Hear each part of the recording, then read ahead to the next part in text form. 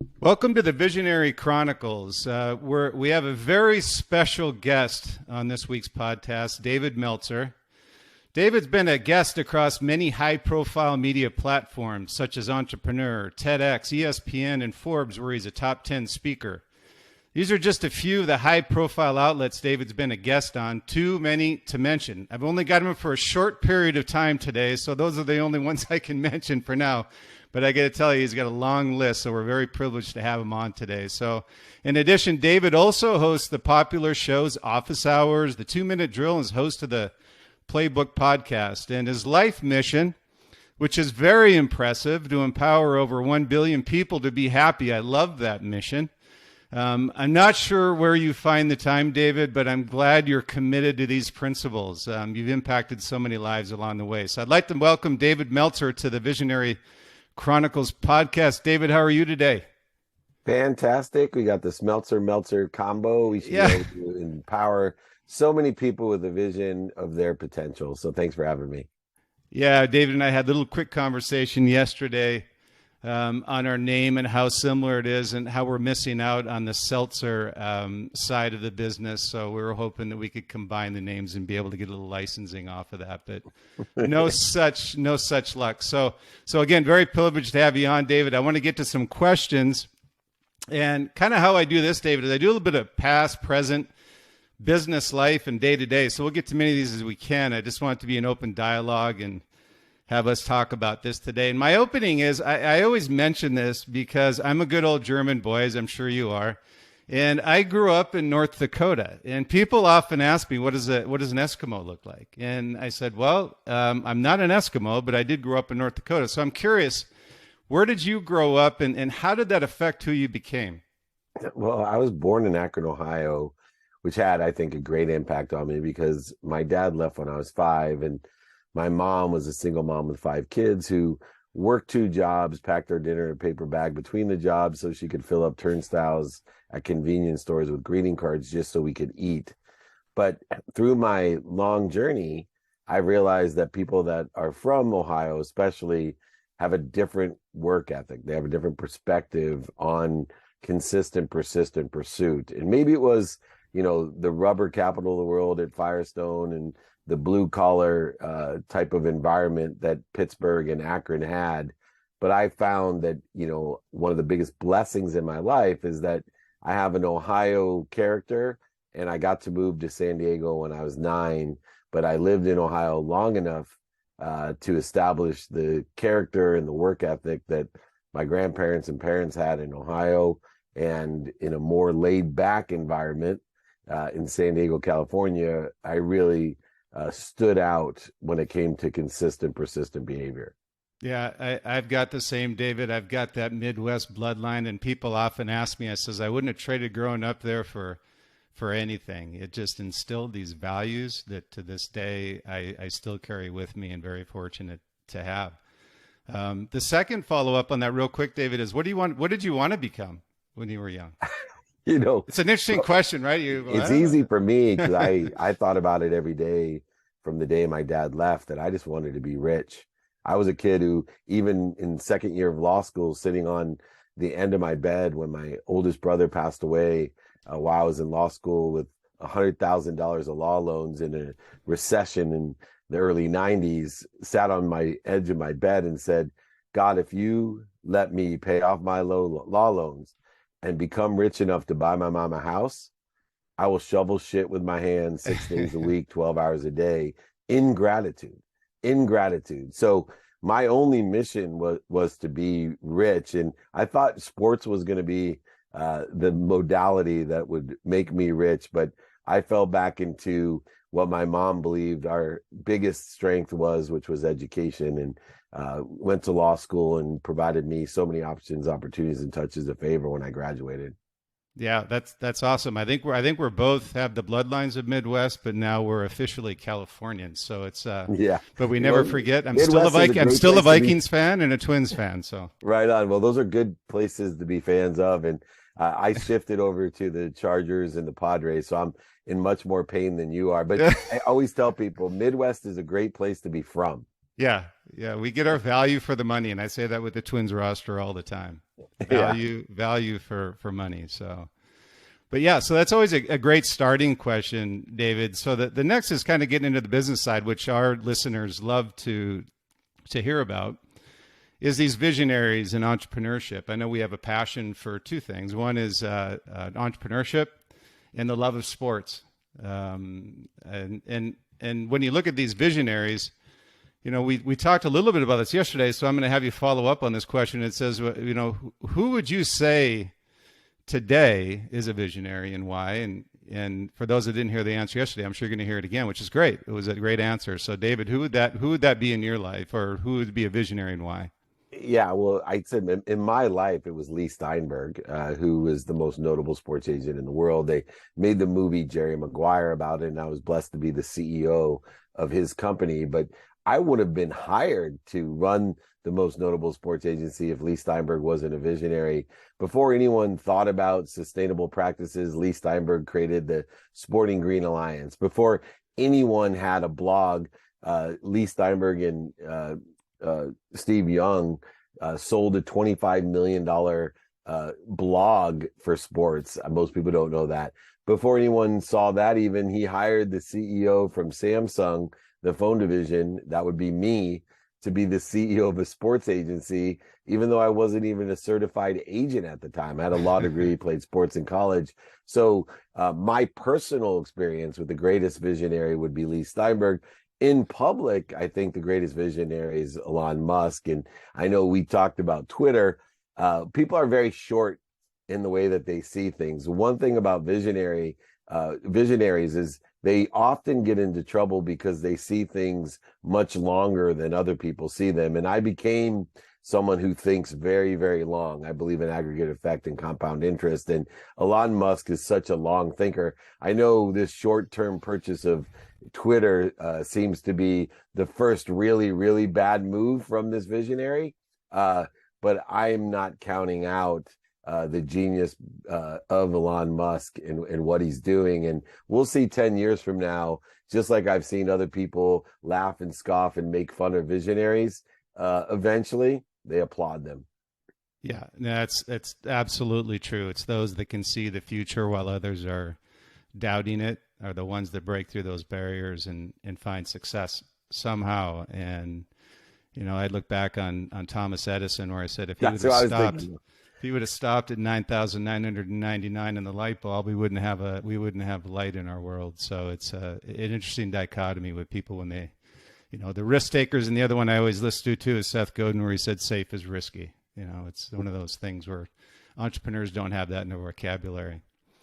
But you know, these visionaries at some point, David, they're entrepreneurs, right? And you know, what would you say is probably the most difficult part of being an entrepreneur?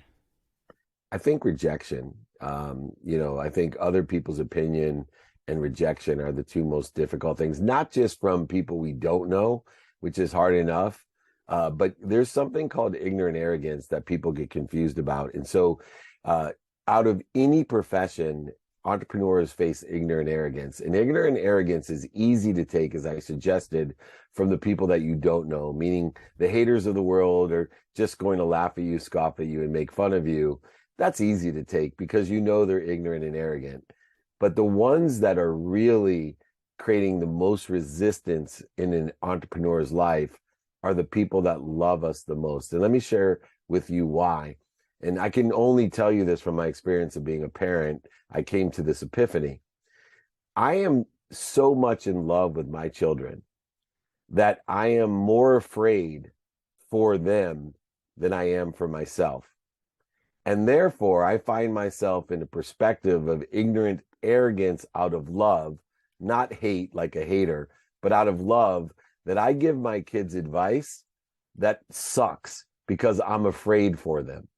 And this is a very big detriment to an entrepreneur when your parents and your siblings and your aunts and your uncles and your best friends, who you know love you more than they love themselves, are telling you, doctor, lawyer, or failure, don't start that business. The internet's a fad. That's a bad idea. You're going to lose everything. Or even worse, our wives, our spouses And what we don't realize is the difficulty that we have with ignorant arrogance doesn't lie in the haters of the world who we can discount and laugh at them laughing at us, but it's the people that love us the most that cause us the most detriment to being entrepreneurs, to being visionaries.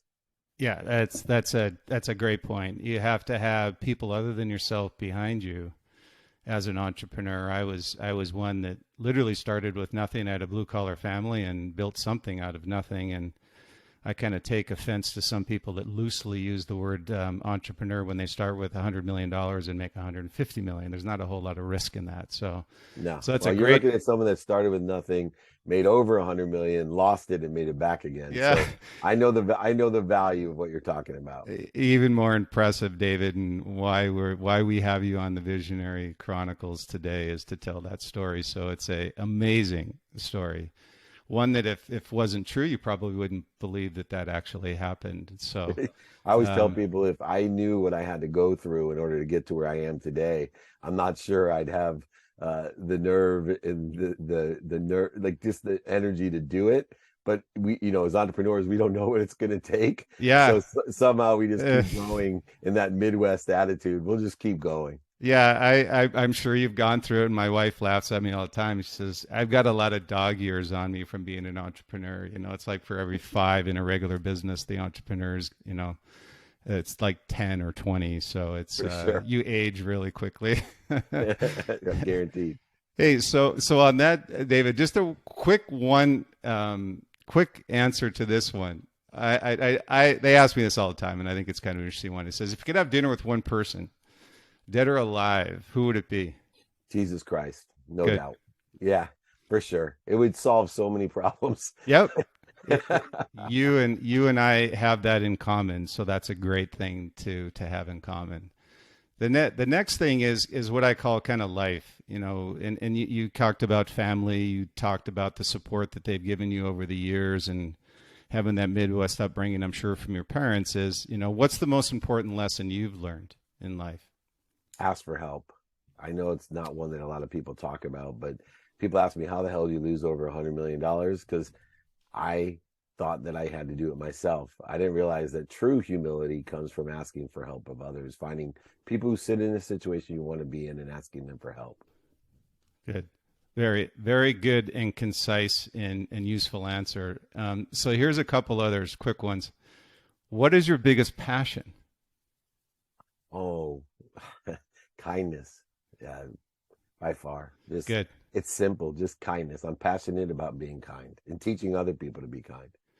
Yeah, and I kind of an add-on to that, David. Mine is always been humility. Being humble, right? It's just this leaders that forget that many times to share in the riches and rewards of your life, and nobody's done it by themselves. But that's a great one. And the other one, which is on the other side, is what keeps you up at night? My kids. Okay. And they're older. They don't physically keep me up like they did when they were under 5. Yeah. That's the only thing I fight of. The biggest fear is, I love them so much that it obviously has an equation that unfortunately brings about fear. Yeah, I have the same. Whether they're brand newborns all the way through, I've got kids that have now gone through college, and I still worry about as much as I did when they were 6 months old. So my mom worries as much about me. She told me I'm 54, so I don't think it ever ends. Yeah, and the other one, which I'm sure is going to be your children, is what's the proudest moment of your life? Yes, every day. My children bring so much. They bring 3 things to me. I tell them all the time: love, pride, and of course, defense, meaning I always have their back. So I tell them every day, I love you, I'm proud of you, and I always have your back. And I think it's important as parents and employers, whatever, we have to know how much that someone has our back. And, I don't know if there was something when I was young, because I lost, my father left and I didn't have anyone that I felt had my back, but it makes a really big difference when someone has your back. Yeah, that's a great answer, and one that we're all very proud of, to have family and also ones that support you when you're down so you can support the others when they're down. It's a barrier of life everybody faces, but you can't help others unless you've been through it yourself, which you certainly have. So it's a great experience. So a couple quick ones. Also, David, is kind of a quick day to day, and I love these questions because they ask me is what are you not very good at? Patience. I'm not very good at patience, and I work on it. I know it's ironic, pragmatically. If I have infinite patience, everything will happen immediately.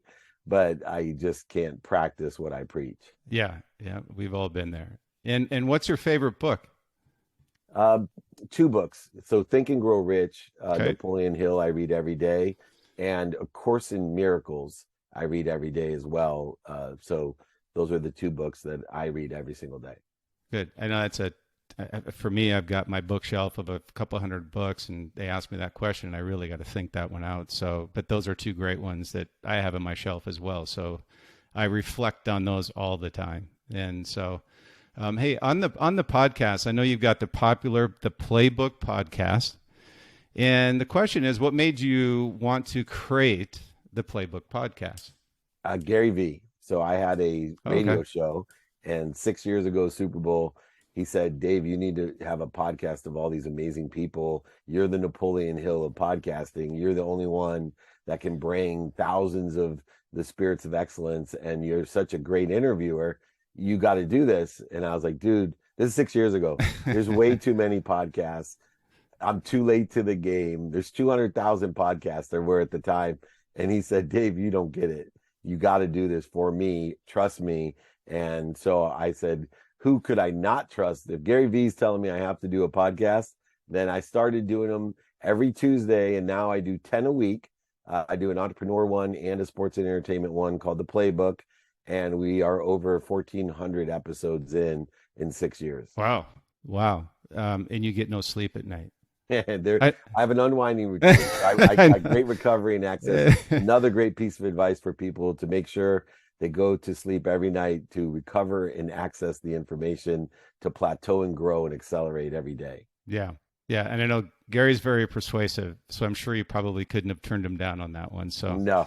And what was your most successful episode, and why do you think it did so well?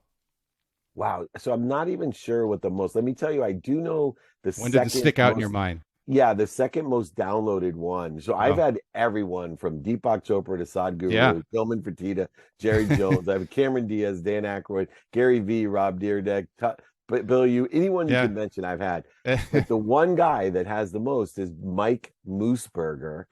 And Mike Moosberger was a cup of coffee NFL star who had a tremendous story about how his brother, who was a drug addict, was so high that he killed his own family on accident when they came home late at night. And then Mike struggled trying to, by himself, process and deal with the murder of his entire family, including his brother. When he woke up after being on drugs, he killed himself when he realized what he was doing. So as a Wake Forest superstar football player, he got called off of the sidelines to find out his whole family was dead. And then he talks about his journey of trying to do it on his own. And I get choked up thinking about it. I'm not going to spoil the episode, but if you want to watch or listen to an episode that will change your life, download the Playbook and listen to Mike Moosberger's episode. Forget Ray Lewis, forget Apollo Ono, forget your favorite fans. Mike Moosberger's the most impactful episode and second most downloaded episode next to Ed Milet. And Ed and I just make magic together. So we're very popular and our audiences love us. So that's why I think it outdid Mike Moosberger. That's great. Isn't that great with podcasting now? You can tell these stories and it could be anything, right? I mean, I listen to you ask me anything, David, and I'm amazed at the questions you get asked and you're able to come up with an answer. I never ceases to amaze me. So, but the podcast, it's fun to be able to tell these stories. So in ending here, I wanted to kind of ask you a couple things, David. And again, thank you so much for being on the Visionary Chronicles today. We obviously are very privileged to have you with us. And I have a couple final questions. One is, what's your favorite quote? Be kind to your future self. Do good deeds. Good. And a final piece of advice for our listeners. Well, I gave the one. I want to reiterate it. Ask for help. Live in radical humility. If there's two things you can do with help, is one, find someone in a situation that you want to be in, ask them for help. But also, when I talk about asking for help, find out how you can help others. So the two fastest ways to get to where you want to be is not only finding someone that's already there for directions, but helping someone get what they want. Those are the two fastest ways to get what you want, and both require somebody asking for help. Perfect. Great. Thanks, David. I really appreciate it. And for getting more information with David, he's got a free copy. That's amazing, of his book at just email David at David at dmeltzer, DMELTZER, I know that.com, for a free copy of his book. And he also has free Friday trainings, which is also amazing. So both of those are available on David's website at dmeltzer.com. Again, David, thanks for being on the Visionary Chronicles today. A privilege to have you, and you have a great Thanksgiving with your family and friends. Thank you. Let's do this again. I'm here to be of service. And Brian, thank you for providing such great knowledge, not just in this episode, but in so many, to your community. It is appreciated and impactful. And have a wonderful Thanksgiving. Perfect. Thanks, David. Thank you so much, and have a great Thanksgiving. Take care. Bye.